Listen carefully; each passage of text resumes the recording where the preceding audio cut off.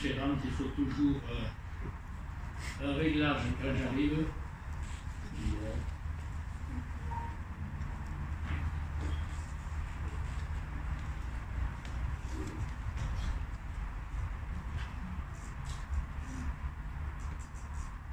Voilà, ce sont des moments importants que ce temps où on est assis tranquille et que les voix s'élèvent, tantôt l'un, tantôt l'autre.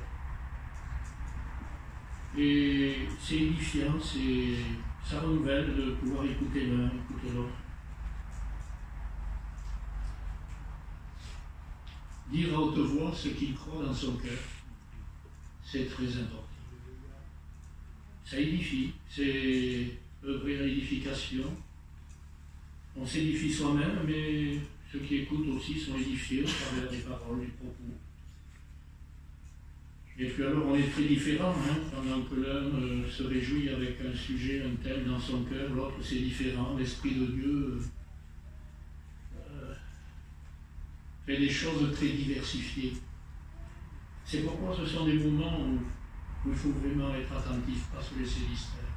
C'est très important pour permettre à l'Esprit de Dieu d'agir dans notre cœur, dans notre vie aussi, rien qu'à l'écoute des autres. Voilà, la semaine dernière, on a médité sur un sujet, une vérité importante, et on a médité avec le texte de Paul, sa lettre aux Romains, au chapitre 6. Est-ce que, suite à mon intervention, est-ce que vous avez manifesté de l'intérêt pour relire tout ce passage? Parce que c'est ça qui est important. Moi, ce que je dis, c'est pour vous aider. Mais si derrière, il n'y a pas une démarche personnelle de dire « mais moi, je veux que Dieu me parle ». Excuse-moi, de parler un peu plus fort, parce que derrière, ils n'entendent pas trop bien. Ah ben, c'est possible. Est-ce qu'on m'entend mieux, là? Mais je vais l'enlever. Je vais l'enlever. Donc, mais je vais parler plus fort aussi, pour que tout le monde entende. Voilà, je disais donc, c'est important qu'on ait un contact direct, parce que c'est Zanellato qui parle, il a apporté des choses, mais quand vous le lisez vous-même, c'est Dieu qui vous parle. Et là, vous pouvez prendre votre temps et méditer, quelque chose va vous interpeller, puis une autre, et c'est comme ça que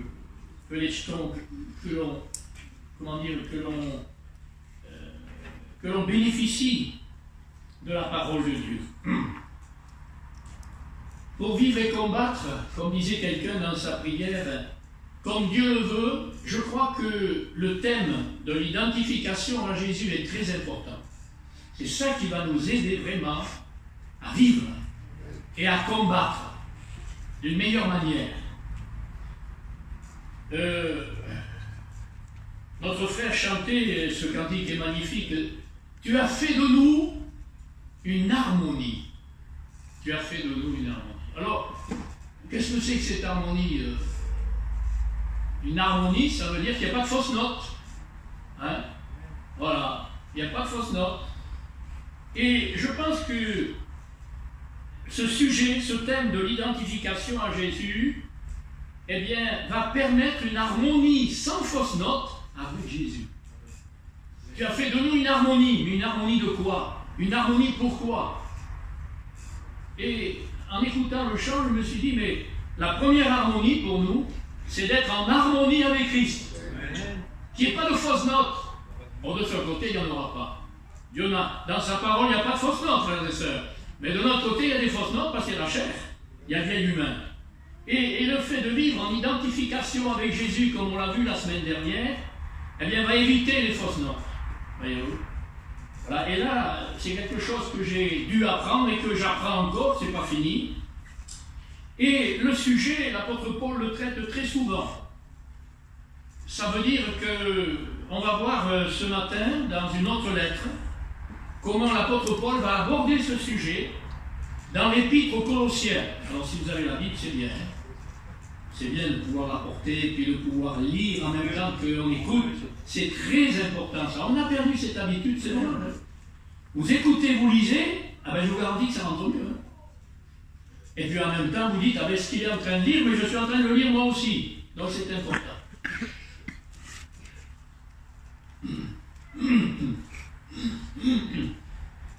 Dans son épître aux Colossiens, l'apôtre Paul va nous faire connaître dans cette lettre que la situation à Colosse, comme dans d'autres églises, parce qu'il est dit j'écris à Colosse, mais j'écris aussi pour l'église de Laodicée, et même cette lettre, je l'ai écrite pour tous ceux qui n'ont pas vu mon visage en la chair. Est-ce que vous avez vu son visage en la chair à Paul? Il ne vous connaît pas et vous ne le connaissez pas. Ça vous concerne aussi alors, hein, puisqu'il a écrit pour tous ceux qui n'ont pas vu son visage en la chair. Ça c'est dans le chapitre 1er. Et il décrit en effet cette situation. Et moi je vais y revenir en vous rappelant quelques versets au chapitre 2. Pourquoi? Parce que cette lettre va mettre en évidence comment Paul vraiment a su répondre à ces problèmes. Quelle est sa réponse? Par exemple, au verset 8 du chapitre 2, l'apôtre Paul leur dit « Prenez garde ». Il s'adresse à des chrétiens nés de nouveau comme nous, qui connaissent Christ, qui sont identifiés à Jésus, qui vivent une vie nouvelle, qui le servent de tout leur cœur et qui prenez garde. Ben, ça nous concerne aussi, il faut prendre garde. Prenez garde que personne ne fasse de vous, de quelqu'un, de qui que ce soit. Paul n'y veut pas. Ces chrétiens ont été rachetés, ils ont du prix aux yeux de Dieu. Comment dire, Paul les a vraiment à cœur et il ne veut pas qu'un de ces chrétiens devienne la proie de quelqu'un. Vous voyez ce que ça veut dire la proie, hein? Quand on devient la proie, on est dévoré. Que personne ne fasse de vous sa proie. Ça veut dire, vous ne laissez pas prendre, vous ne laissez pas faire. Alors, je ne veux pas entrer dans le détail de cette proie, de cette personne, parce que ce n'est pas mon sujet. Ou d'autres ont traduit que personne ne vous prenne au piège. Malheureusement, il y a des chrétiens à Colosse qui devenaient la proie de certains et qui étaient pris au piège. Et rien n'a changé. Aujourd'hui encore, il y a des gens, comme à Colosse, qui circulent, qui sont dans les églises, qui disent des choses, qui vivent des choses, qui annoncent des choses, et qui ne sont pas vraies. Et qui séduisent les chrétiens, qui deviennent leurs proies, qui tombent dans leur piège. Au verset 16, il est dit que personne ne vous juge au sujet du manger, du boire, des fêtes, d'une nouvelle lune et des sabbats. Ceux qui ont la Bible, ils l'ouvrent, ils lisent. Voilà. Parce que là, vous dites, bon, il le lit, mais c'est différent. Que personne ne vous juge. Ça veut dire quoi? Le manger. Ça nous amène à quoi, ça? Ça nous amène à considérer qu'il y avait des juifs qui s'étaient convertis. Et gloire à Dieu pour cela. Qu'il y avait des païens qui s'étaient convertis à l'évangile. Gloire à Dieu, ils étaient ensemble. Mais les juifs avaient du mal, pour certains, à lâcher prise avec les habitudes et les coutumes de la loi de Moïse. Et ils voulaient imposer ces choses aux chrétiens. Et comme les chrétiens mangeaient des fois des animaux impurs, ils les jugeaient. Comme les chrétiens ne voulaient pas observer les fêtes juives, ils les jugeaient. Et ils les condamnaient. Et comme ils n'observaient pas les sabbats, ils les jugeaient. Qu'est-ce qu'il dit Paul? Que personne ne vous juge. Parce que le royaume de Dieu, ce n'est pas le manger et le boire. Ce n'est pas les fêtes. Le royaume de Dieu, c'est Jésus-Christ. Amen. Voilà. Que personne ne vous juge. Et même, il va dire dans ce verset 16, toutes ces pratiques, toutes ces choses, c'est l'ombre des choses à venir. C'est l'ombre des réalités à venir. Ces choses, elles sont intéressantes. Elles ont leur place, elles ont de la valeur, mais non pas pour les vivre, pour nous enseigner sur les réalités qui sont en Christ. Les animaux purs, impurs, moi ça m'enseigne. Il ne faut pas que je mange n'importe quoi dans ma vie. La parole de Dieu, c'est une nourriture pure. La chair, elle va m'apporter une nourriture impure. Qu'est-ce que je vais manger? Vous voyez? Donc, ces choses, elles ne sont pas là pour qu'on les observe, elles sont là pour nous éclairer sur les réalités qui sont en Christ. C'est l'ombre, mais la réalité, c'est ça qui compte. Et la réalité, c'est Christ. Au verset 18, il dit que personne ne vous disqualifie. Regardez un petit peu. Être disqualifié, c'est quoi? Eh bien, tu ne remporteras pas le prix, tu es disqualifié. On va vous empêcher de remporter le prix. Que personne ne vous disqualifie. D'autres ont traduit, ne vous ravisse pour lui-même. Le prix de la course. Il y a une course. Il faut aller au bout et il faut la gagner, gloire à Dieu. Cet homme, il a une apparence d'humilité. Il pratique le culte des anges. Vous en avez? Il veut l'entendre sur les anges, il veut l'entendre sur les rêves, il veut l'entendre sur les songes, plus que l'entendre sur Christ. Et oui, il y a un problème. Ils sont là, ils parlent. Ah, j'ai eu une vision, j'ai vu ceci, le Seigneur m'a dit, le Seigneur m'a parlé. Et les gens sont là, c'est ça qu'il faut voir, c'est ça qu'il faut entendre. Non, dit Paul, ce qu'il nous faut, c'est Christ. Amen. Si tu as une vision, un songe, c'est très bien, Dieu a jugé que c'était bon, garde-le, c'est pour toi. Paul en a eu beaucoup, il les a gardés, sauf 2 ou 3 qu'il a signalés en disant Dieu m'a montré, parce que je devais aller là, mais Dieu m'a révélé, il a vu un Macédonien. On connaît 2 ou 3 petites choses, mais ce n'était pas sa façon à lui de faire. Lui, il voulait prêcher Christ pour les chrétiens.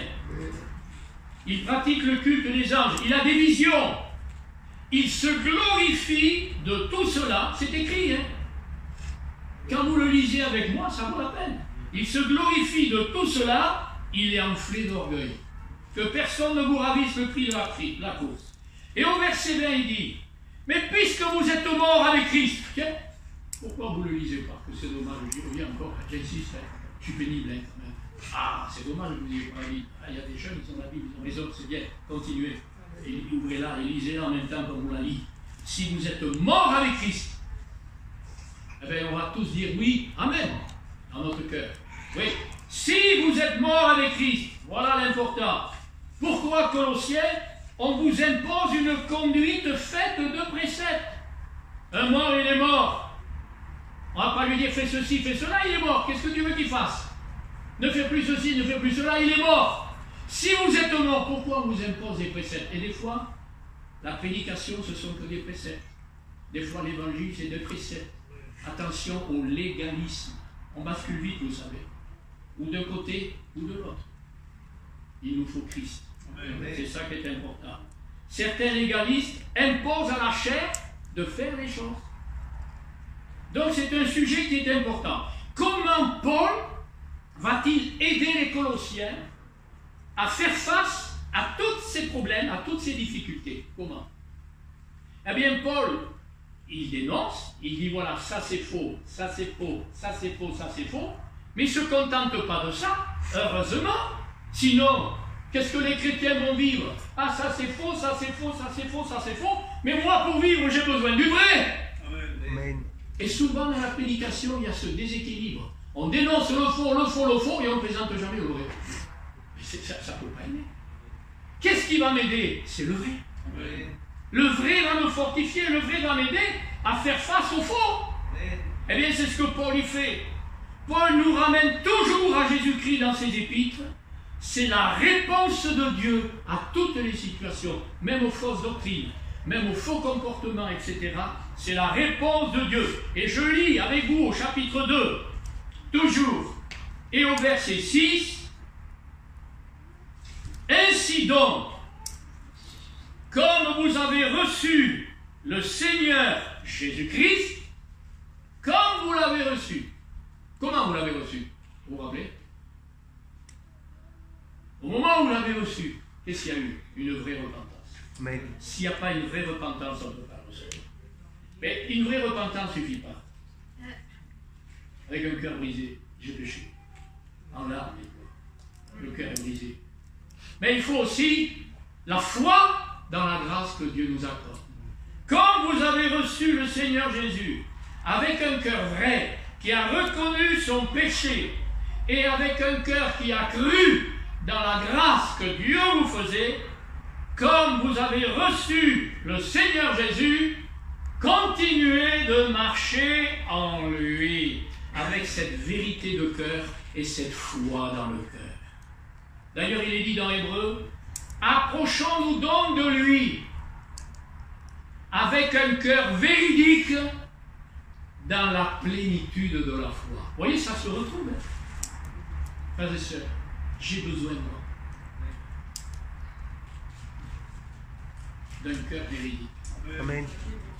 Il ne l'est pas toujours. Mais j'en ai besoin. Et Dieu fera sa part, mais moi j'ai la mienne. Un cœur véridique, dans la plénitude de la foi. C'est avec la repentance et la foi qu'on s'est converti à lui. On a fait un demi-tour, c'est fini avec le passé, c'est fini avec les convoitises de la vieille nature, c'est fini. J'ai fait un demi-tour, tout ça c'est derrière. Avant, Dieu était derrière moi, je vivais que pour ça. Maintenant, j'ai fait un demi-tour, ça c'est derrière, et je marche avec lui. Amen. Comme je marchais avant, maintenant je marche avec lui. Je ne marche plus comme avant. Comme vous avez reçu le Seigneur Jésus, marchez en lui.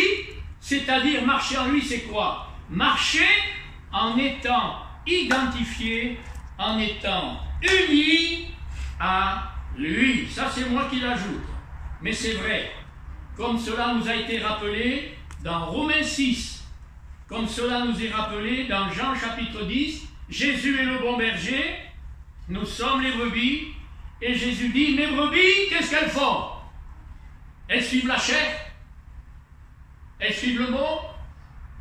Vous avez la réponse, vous? Qu'est-ce qu'elles font? Elles suivent qui? Ah, vous ne savez pas? Vous voulez que je vous le dise? Elles suivent le bon berger, elles suivent Jésus. Mais pourquoi elles le suivent? Et comment elles le suivent?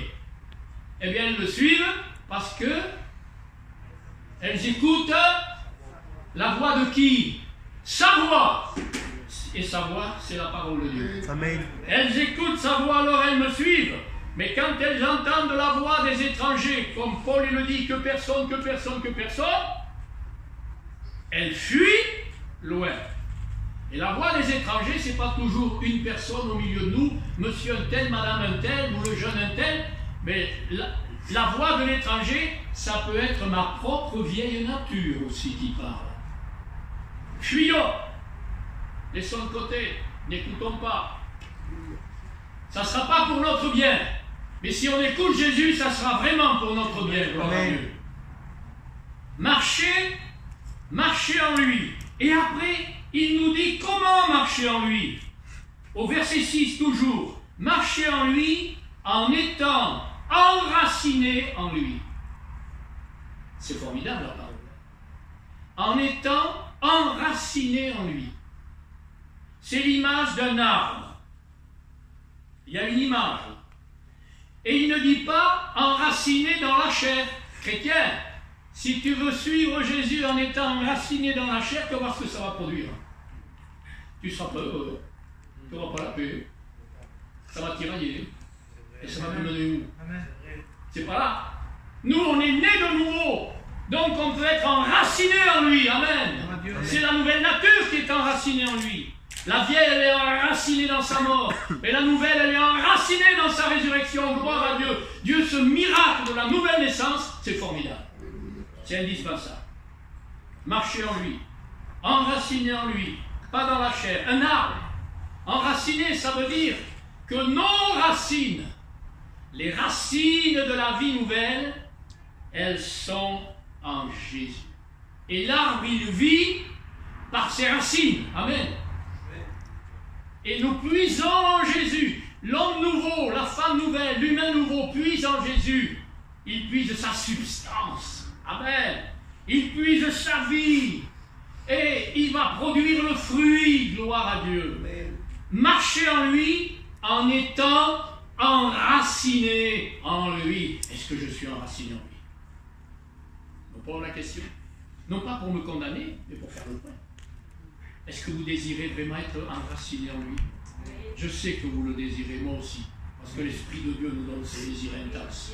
D'être enraciné en Jésus. On sait ce que c'est que d'être enraciné en Jésus. On sait ce qu'on vit quand on est enraciné en Jésus. On sait comment on marche quand on est enraciné en Jésus. Que Dieu soit béni. Enraciné en lui. Et puis il dit, en étant édifié, fondé, construit en lui. C'est une autre image. Non seulement il y a l'image de l'arbre, mais il y a aussi l'image d'une construction. Un arbre, il puise par ses racines. La construction, on construit sur une fondation. On construit. Et on peut imaginer notre nouvelle vie, n'est-ce pas, comme une construction. Construire, on est en train de construire, avec l'aide de Dieu, une nouvelle vie en Christ. Celui qui écoute mes paroles, dit Jésus. Et qui, parce qu'écouter, on peut écouter, hein, et puis on oublie. Mais si on écoute, et que ce que l'on a écouté, on voit que c'est précieux, que c'est vrai, que c'est bon, et qu'avec l'aide du Saint-Esprit, on veut le vivre, parce que la parole de Dieu va nous donner envie de le vivre. La parole de Dieu va donner la foi pour le vivre. La parole de Dieu, elle est vivante, alléluia. Gloire à Dieu, elle est agissante, elle est énergique. C'est écrit dans la parole de Dieu. Hébreux chapitre 4. Eh bien, celui qui écoute ma parole et qui la met en pratique, il est en train de construire du solide sur du roc. C'est ça qu'on veut vivre? Amen. Ou on veut construire sur du sable? Avec la chair. Oh, je sais que vous avez fait le choix, hein. Enfin, il faut veiller quand même, hein. Il ne faut pas perdre le pied, là. Il faut se maintenir. Et c'est pour ça qu'il ajoute. C'est beau, la parole de Dieu. En étant enraciné en lui, étant édifié en lui, et en étant affermi. Et voilà. Il ne faut pas flancher. On a besoin d'être ferme. Le chrétien, il faut qu'il soit ferme. Ferme, ça veut dire solide. Tenir bon. Être ferme, c'est écrit, chapitre 2, verset 6. Voici, je suis toujours au verset 6. Étant enraciné, fondé en lui, et affermi par quoi? Par la foi. Donc c'est moi qui suis responsable. C'est Dieu qui produit la foi. Mais la foi, c'est la mienne. Et c'est la foi, frères et sœurs, quand j'ai la foi, ça m'aide à être ferme. La foi m'a fermé. Amen. Et pour avoir la foi, il faut que je l'écoute et que je reçoive les paroles qu'il me donne et qu'il me dit. Et ça va me rendre ferme. C'est toujours en Christ que j'aurai tout ce dont je besoin en lui. Que Dieu soit béni. Et puis, il ajoute ceci, cette foi, d'après les instructions qui vont s'être données, d'après les instructions, donc cette foi, n'est-ce pas, elle nous est donnée par les enseignements, par les instructions, non pas qui viennent des personnes dont que Paul a mentionné, mais qui viennent d'un bon enseignement, d'une bonne instruction, et ça c'est très important pour avoir une foi saine. Pour avoir, comme dit Jude dans sa lettre, la foi qui est transmise aux saints une fois pour toutes. La foi qui était la foi de Pierre doit être la mienne aujourd'hui. La foi qui était la foi de Paul doit être la même aujourd'hui si j'ai les mêmes enseignements, les mêmes instructions. Et où est-ce que j'ai les mêmes enseignements, les mêmes instructions? Eh bien, je les ai dans toute la parole de Dieu. Qu'est-ce que je vais chercher d'autre? Il y en a qui courent après n'importe quoi. Pour aller où? Pour faire quoi? Pour vivre quoi? Dieu nous a donné Jésus et nous avons tout pleinement en lui, et on va le voir dans un verset qui suit. Alors, c'est vrai, des fois, je vous comprends, et moi aussi, des fois on recherche des sensations. Mais c'est bien. On a eu des moments de sensations ce matin. Hein? Et ça a sa place. C'est beau, c'est bien. Mais si on vient que pour ça, si on ne recherche que ça, et si on ne vit qu'avec ça, eh ben, je ne vous dis pas, mes amis, vous allez voir des tasses. Hein? Ça a sa place. Mais qu'est-ce qui va nous rendre fermes et forts?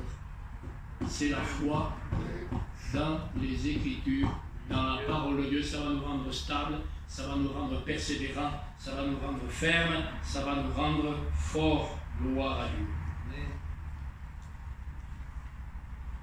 1 Pierre, chapitre 2, verset 2, là je fais une petite diversion, nous dit ceci: rejetez, mais tout en rejetant, votre être nouveau, pour la vieille nature, votre être nouveau, il a besoin, lui, de la parole. Alors, désirez. Frères et sœurs, notre vie chrétienne, c'est ça. je rejette, je désire, je désire, je rejette, je rejette, je désire, je désire, je rejette. C'est ça la vie chrétienne, c'est la mienne. C'est la nôtre. Désirez, comme des enfants nouveau-nés, le lait non fraudé de la parole. Non fraudé. Et l'apôtre Paul, dans 2 Corinthiens, chapitre 2, verset 17, il dit ceci, nous, et il le dit avec vérité, et je crois que ça c'est important pour tout prédicateur et pour tout chrétien, nous ne falsifions pas. Falsifier, c'est trafiquer, la ranger, la mettre à son goût. Nous ne falsifions point la parole, il dit Paul, comme font quelques-uns, mais c'est avec sincérité, amen, c'est avec transparence, on peut le traduire comme ça, et écoutez ce qu'il ajoute, avec sincérité, de la part de Dieu, vous vous rendez compte? De la part de Dieu. Et devant Dieu, que nous parlons en Christ. Ça m'interpelle. Voilà exactement ce qu'il doit en être pour chacun de nous, et particulièrement pour les prédicateurs, les pasteurs. Ne pas falsifier dans sa propre vie. Parce que c'est bien, je prêche, je ne falsifie pas, mais dans ma vie, je falsifie. Ça ne va plus. Parce que je peux falsifier dans ma vie, voyez, vivre même dans la chair, et vous prêchez ce que je suis en train de vous prêcher. Je peux le faire. Il y en a qui le font. Paul, lui, il ne falsifie pas la parole dans sa propre vie. Comme font quelques-uns, il ne la falsifie pas non plus quand il prêche, mais il se place devant Dieu, et il dit, c'est de la part de Dieu. Rendez compte? La vie intérieure de cet homme. Il faut pouvoir le dire, ça. Se tenir devant les chrétiens, devant des frères et sœurs, et dire de la... Ah, parce que je prêche, c'est de la part de Dieu. Non, j'ai pas besoin de vous lire. Il faut que ce soit une réalité dans mon cœur. Ah, je vous prêche de la part de Dieu. Je vous prêche devant Dieu. Non, c'est pas ça qu'il veut. C'est que moi, dans mon cœur, en silence, ce soir-là. C'est tout. Donc, ne pas falsifier, c'est très important. Et puis, il ajoute un dernier point. Rendez grâce à Dieu abondamment. Donc, on a vu tous ces points. Bien marcher en lui. On a vu marcher comment? A, enraciner. B, être édifié. C, être affermi. Et D, rendre grâce à Dieu. Frères et sœurs, quand on est unis à Christ, et qu'on voit ce que c'est que de vivre unis à Christ, quand on a la foi, qu'est-ce qu'on peut faire? Eh bien, on ne peut que rendre grâce à Dieu. Amen. Rendez grâce à Dieu. J'ai remarqué dans l'Écriture, et dans les lettres de Paul en particulier, que Paul insiste beaucoup sur le fait d'avoir en Christ. Souvent il dit en lui, en lui, en lui. Eh bien, au verset 9, parce que je n'ai pas voulu développer, je sors des versets parce que je n'ai pas voulu développer tous ces que personne, il donne quelques petits détails, mais ce n'est pas ça qui nous intéresse pour nous aujourd'hui, n'est-ce pas? Mais au verset 9, il dit ceci, car en lui, en Jésus, c'est bon d'écouter la parole, mais en même temps de l'apprécier, et de dire, bon ben, voilà une vérité, mais il faut que je me l'approprie, il ne faut pas que je l'oublie, c'est ça qui produit la foi. Et on vit avec la foi, oui, on vit avec ces choses. Alors on est heureux dans la journée. Il fait soleil, moi je suis content. Hein. Il y a des fleurs, moi j'admire. Mes amis, quand je réalise les vérités de l'Écriture, c'est tout à fait autre chose. Ça vous transporte. Plus encore que tout. C'est formidable. Ça vous fait vivre. Béni soit Dieu pour le soleil. Vous allez recevoir la famille, c'est formidable. Il y a des choses dans la vie qui ont leur place, qui sont magnifiques, qui sont sympas. Mais ça ne remplacera jamais les vérités de la parole qui sont en Christ. En lui, Jésus habite corporellement, écoutez ça, toute la plénitude de la divinité. Quand j'entends ça, ça me dépasse. Parce que la plénitude de la divinité, je ne la connais pas. Et je sais que cette plénitude de la divinité, elle habite corporellement. Elle était dans le Christ quand il était sur la terre. Et elle est encore aujourd'hui dans le ciel, alors qu'il est dans le ciel, toute la plénitude de la divinité. C'est pour ça que dans Hébreu, la lettre aux Hébreux, il est dit au chapitre 1 que Jésus, sur la terre comme dans le ciel, comme pour nous dans notre cœur, il est le reflet de la gloire de Dieu. Il est l'empreinte, une empreinte, c'est l'identité. Vous pouvez connaître mon identité avec mon empreinte, vous avez une empreinte qui n'est pas la mienne, je peux connaître votre identité. On retrouve l'identité des personnes avec l'empreinte. On est compte ce que Dieu a fait. Chacun a une empreinte différente. Des flocons de neige, il n'y en a pas un qui se ressemble. Seigneur, ça nous dépasse. Eh bien, il est l'empreinte de sa personne. Voilà. Toute plénitude habite en lui. Le verset 10, qu'est-ce qu'on apprend? Vous êtes,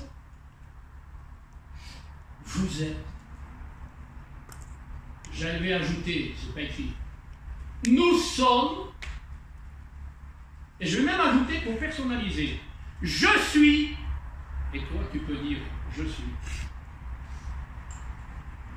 Toute plénitude habite corporellement en Jésus, et moi, je suis en lui, en celui où habite toute plénitude de la divinité. Frères et sœurs, j'ai encore besoin de réaliser ce que ça signifie, je suis en lui. J'ai une connaissance de ce que ça signifie, ça me permet de vivre avec joie, mais je suis sûr que je ne le vois pas encore comme il faudrait le voir. C'est jamais fini. Être en Jésus, dans celui dans lequel habite corporellement toute la plénitude. Qu'est-ce que c'est? Découvrir cette plénitude de la divinité. Eh bien, on la découvre en lisant. Lorsque l'Esprit de Dieu nous révèle l'Écriture, nous révèle qui est Jésus, on découvre ce que c'est que cette plénitude de la divinité. Et en même temps, on se rappelle de cette parole, mais tu es en lui. C'est pas merveilleux, ça? Alors on l'entend. Vous l'entendez? Attendez, lisez le Colossiens quand nous sommes chez vous, pour que ces choses vraiment viennent dans votre cœur, qu'elles produisent la foi. C'est pas moi qui le produis. Moi je donne des pistes, moi je rappelle des choses, mais à vous après, de vous les approprier. Amen. Vous ne pouvez pas vous les approprier comme ça, à l'écoute, parce que même en sortant, vous allez oublier même. Vous allez oublier. Vous allez dire, ah c'est beau, c'est merveilleux. Vous allez l'oublier. Moi-même, ce que je vous dis, je l'oublie après. Je l'oublie. Il y a toujours autre chose. La vie chrétienne, c'est comme une source d'eau, Jésus l'a dit à la Samaritaine, une source d'eau vivante. Une source, tu ne peux pas retenir l'eau, mais elle jaillit, elle jaillit, elle jaillit. Il y a toujours du nouveau, toujours des choses nouvelles. C'est merveilleux avec eux. La vie nouvelle, pour l'être nouveau en Christ, c'est quelque chose de formidable. Et je vous dirais que d'être sous le chapiteau, ça vaut le chose aussi. Voilà, mais ça va se dépouiller. Tiens, justement, on va y arriver. Il est dit dans Éphésiens, chapitre 1er, verset 3, « En lui, vous avez été bénis de toute bénédiction spirituelle. » Il faut ajouter quelque chose. En Jésus-Christ. Ah, mais on s'est trompé.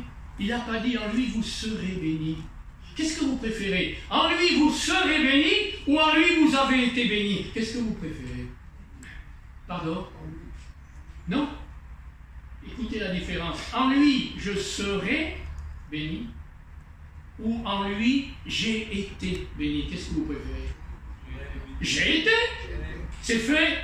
Je serai, c'est pas fait. Et il y a des chrétiens, moi aussi j'ai vécu comme ça, en me disant je serai, je cherche, Seigneur bénis-moi, Seigneur bénis-moi. Et pendant que je dis Seigneur bénis-moi, tu vois, bénis-moi, on voit que des choses matérielles. Seigneur bénis-moi, on voit que des choses matérielles. Ça a sa place, hein? Et comme ça, Dieu dit, mais mon enfant, tu as été béni. Toutes sortes de bénédictions. Toutes sortes. Ben, il y en a, hein? Différentes. Toutes sortes de bénédictions.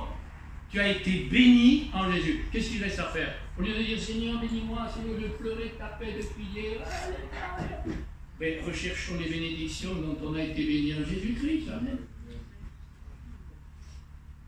Nous avons été bénis de toutes sortes de bénédictions. Et dans Éphésiens aussi, dans le chapitre 1er, qui va suivre ce qu'il vient de dire, il va dire en lui vous avez, en lui vous avez, en lui. Donc on peut découvrir, on peut connaître, et ça c'est pour la vie nouvelle, c'est pour l'homme nouveau. Et puis au verset 11, alors là on a quelque chose de particulier. Je ne pense pas que je vais arriver au bout de tout ce que j'avais prévu, parce que le temps passe et puis on parle. Hein, et après, ça fait beaucoup. Mais au verset 11, il y a quelque chose qui surprend. Tout d'un coup, pourquoi? Ceux qui ont la Bible, ils savent déjà de quoi il s'agit, au verset 11. Les autres, je les tiens en haleine.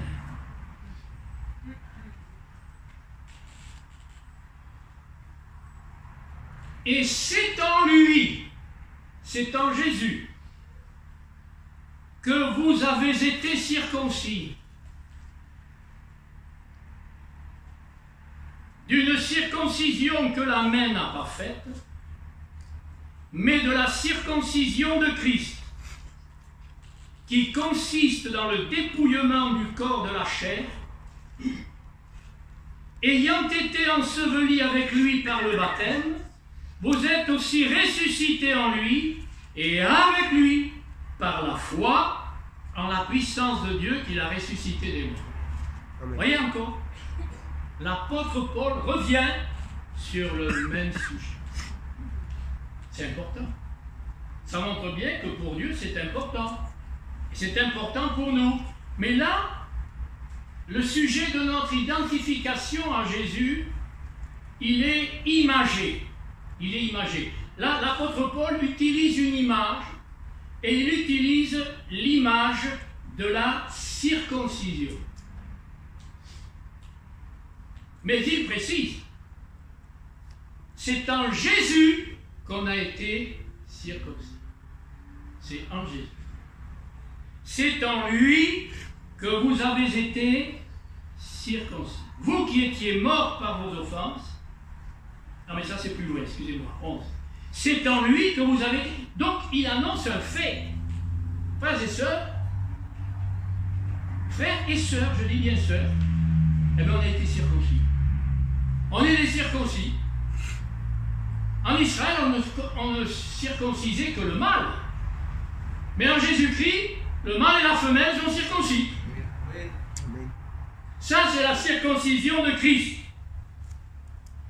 Et il précise que cette circoncision, elle consiste en quoi? Dans le dépouillement du corps de la chair. C'est une autre expression. Là, le corps de la chair, c'est-à-dire que la chair, elle est unie à notre corps physique. Et la chair, pour s'exprimer dans ses désirs, dans ses volontés, dans ses passions, elle a besoin du corps. C'est terrible quand la chair, elle utilise le corps. Rappelez-vous votre vie passée. Hein? Le vol, la chair, elle a besoin du corps pour voler. Regarder des choses impures, la chair, elle a besoin des yeux pour regarder. Entendre des choses, vous savez, on aime bien les calomnies, on aime bien entendre les saletés. Alors, elle a besoin de l'oreille. Hein? C'est pour ça qu'il est dit le corps de la chair. Eh bien, il est dit ceci, cette circoncision consiste dans le dépouillement. Les mots sont importants. On réfléchit sur le mot, qu'est-ce que ça veut dire? Le dépouillement du corps de la chair. Et on est tous concernés, moi comme vous, parce que le corps de la chair, on a tous. Et il s'agit là du dépouillement. Dépouiller, ça veut dire quoi? Dépouiller, ça veut dire enlever. Quand j'ai enlevé mon petit gilet, je me suis dévêtu. Regardez, je ne l'ai plus, hein? Je ne l'ai plus, je ne le porte plus. Je suis dépouillé. Vous avez certainement vu dépouiller les lapins. On accroche, le lapin est mort, on accroche, il est mort, mais il a encore sa peau. On est mort, mais il y a encore la peau. Il est attaché par les pattes, on coupe autour des pattes, mon grand-père faisait ça, et puis il attrapait la peau et il tirait. Mais ça, c'est dur, hein. Je le voyais faire, j'ai dit ça, bon, et il tirait, jusqu'en bas, jusqu'à la tête, tout était... Je ne me trompe pas, on fait toujours comme ça, non? C'est comme ça que ça se fait, on dépouille le lapin. Et bien là, il faut dépouiller le corps de la chair, dépouiller tout ce qui est du vieil humain. Vous voyez l'image? Cette circoncision, c'est fait, elle consiste dans le dépouillement du corps de la chair. Dépouiller, c'est par exemple, quelqu'un va aller, je ne sais pas à qui je vais en parler, Je ne vais pas désigner quelqu'un parce que ça serait. Mais je peux désigner quelqu'un qui a une belle maison, qui a des bijoux, qui a des trésors dans sa maison, et puis les cambrioleurs arrivent, ils rentrent, ils ramassent tout, et bien il est dépouillé. On l'a dépouillé de tous ses trésors. Et si la chair c'est notre trésor, il vaut mieux qu'on en soit dépouillé. C'est très bien comme ça. Dépouillé. On ne possède plus le corps de la chair par la circoncision de Christ. C'est-à-dire en étant unis à Christ, cette circoncision, c'est l'image de notre mort avec Christ. Il utilise l'image de cette circoncision pour bien nous le faire comprendre. On ne possède plus le corps de la chair, il a été enlevé dans la mort de Christ. Et il ajoute ceci, ce n'est pas la circoncision qui est faite de main d'homme. Parce que cette circoncision, c'est la circoncision des Juifs. Circoncision établie par Dieu et par Moïse. N'est-ce pas? Et en effet,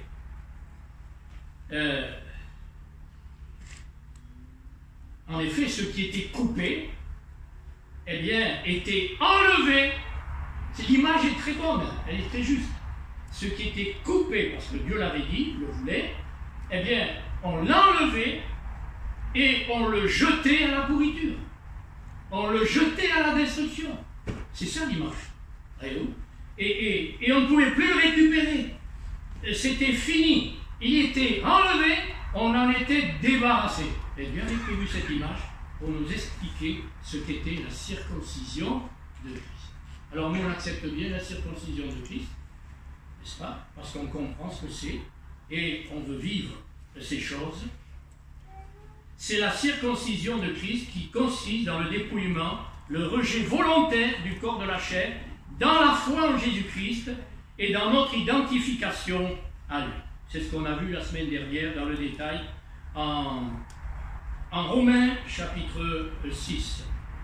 Mais il ajoute au verset 12, comme ça nous ramène vraiment, vous voyez, les versets sont, la parole elle est bien, il va nous ramener pour nous faire le parallèle entre la circoncision et notre identification à Jésus. Alors quand on a la Bible, eh bien, ça aide, parce que ça appuie ce que je dis, vous voyez, le fait de le lire. Au verset 12, il dit, tout de suite après avoir parlé de la circoncision, il dit, ayant été enseveli, mis dans la tombe avec lui, ayant été. Il y en a qui prient, Seigneur, permets que je sois dans la tombe, Seigneur, il faut que fais-moi mourir. Arrêtez, c'est pas ça. La Bible dit que c'est à nous de faire mourir que c'est lui qui nous a mis dans la tombe. Des fois on prie à côté. Pourquoi? Parce qu'on n'a pas l'instruction, mais quand on prie, on influence les autres. Et sans savoir, en disant Seigneur, fais-moi mourir, on influence les autres, il dit Amen, fais-moi mourir aussi. Vous comprenez qu'on a besoin d'être vraiment instruit, établi dans la parole. Et je dis Seigneur, merci parce que tu m'as fait mourir avec Christ. Et je suis dans la tombe avec lui. Je suis enseveli avec lui. Merci mon Dieu.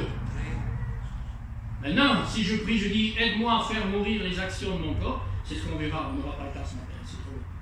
Et on le suivra après. Et vous, là c'est juste. Nos prières aussi doivent correspondre à la parole et à la vérité. Donc, l'apôtre Paul tout de suite nous parle de la mise au tombeau, c'est l'original. Ayant été mis au tombeau avec Christ, c'est-à-dire la chair, le vieil humain, et il dit aussi avec lui par le baptême, c'est-à-dire l'immersion. On est plongé, la vieille nature, et j'y reviens, est plongée, immergée dans la mort de Christ. Et Romains 6, nous l'avons vu, nous dit d'une part, on est mort avec Christ, on est enseveli avec lui pour la vieille nature, et d'autre part, on est ressuscité avec lui, et l'apôtre Paul ajoute ici, ayant été enseveli avec lui par le baptême, vous êtes aussi. Ça va toujours ensemble. On ne peut pas dire voilà l'un et ignorer l'autre. Je suis enseveli avec Christ, mais en même temps, je dois dire je suis ressuscité avec lui. Je suis ressuscité avec lui, gloire à Dieu, mais en même temps, je ne dois pas oublier que ma chair est ensevelie avec lui. D'une part, d'autre part, ayant été aussi, vous voyez, c'est très clair, mais aussi d'autre part, ressuscités avec Christ par la foi en la puissance, en la force de Dieu qui a ressuscité Christ. La puissance et la force de Dieu qui a ressuscité Christ, c'est la même force, la même puissance qui a fait de nous un être nouveau, qui nous a engendrés d'en haut. Gloire à Dieu. On apprendra quelque chose, c'est pas une bricole. C'est la puissance de résurrection qui a ressuscité Christ, qui a créé en nous un être nouveau en Jésus-Christ. Ça fortifie, ça encourage, ça aide tout ça, vous comprenez? Alors, bien sûr que même si vous ne savez pas tout ça, vous le vivez.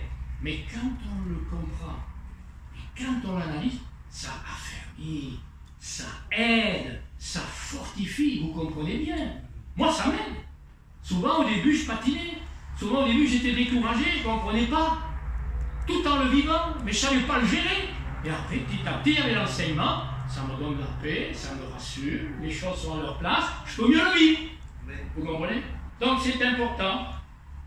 Comme Dieu a ressuscité Jésus-Christ, il nous a ressuscités aussi par la même puissance. Merci au Seigneur. Et au verset 13, on va aller un petit peu plus loin, il nous dit ceci, verset 13, vous voyez, ça se suit, hein? Vous qui étiez morts par vos offenses et par l'incirconcision de votre chair, donc c'est bien la chair, il vous a rendu à la vie, il vous a fait vivre avec Christ en vous faisant grâce pour toutes vos offenses.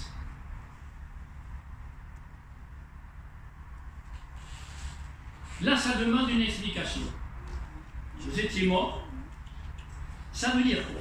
Ça veut dire qu'autrefois, notre vieille humaine, notre vieille nature, elle vivait dans le péché, elle vivait selon le train du monde, et elle vivait selon le prince de la puissance de l'air qui agit dans les fils de la rébellion et dans nos vies, nous étions aussi des fils de la rébellion.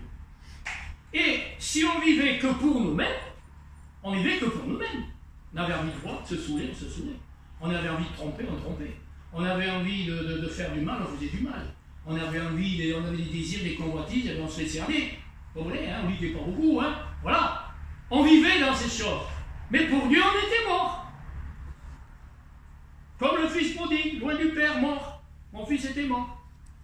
Et puis il y a eu l'évangile, on s'est converti. Et quand on s'est converti, gloire à Dieu, Dieu nous dit, vous avez été unis à Christ.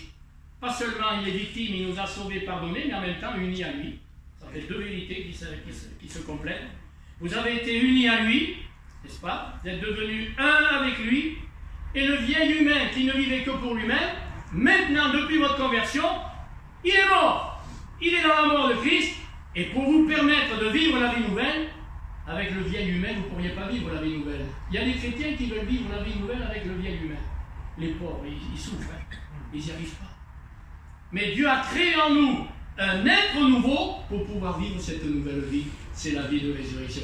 Dieu est grand, Dieu est sage, Dieu est formidable. Et c'est ce que l'Écriture nous enseigne, n'est-ce pas?